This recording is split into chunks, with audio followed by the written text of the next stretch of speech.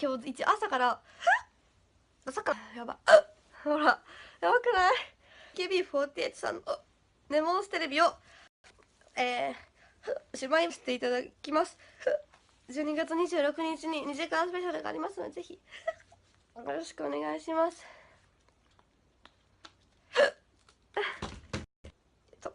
息止めます。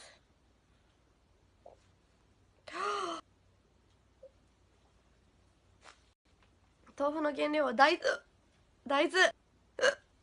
ありがとうございます。バスの中でもしゃっくりに出てきて、人とかめっちゃ振り向くし、しゃっくりさ、口閉じてしろよって言われると思うよ。音がコメント見てますよ。止まらんじゃん。他にで箸バンジ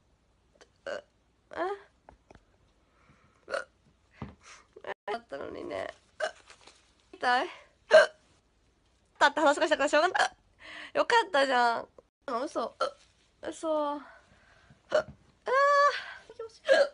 ネットなんだよね。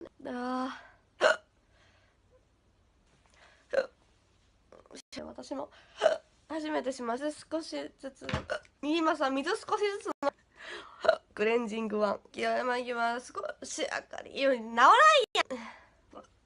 50それ悪化しそうじゃない？が止まる。ジュゲム長介出た。まあありがとう。優しいね。お国語得意。どうしよう。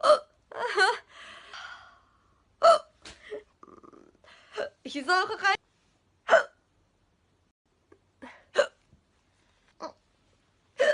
遅いよ自分のしゃっくつなくてダメだ。逆にわざとしゃっくりしてみる。出る瞬間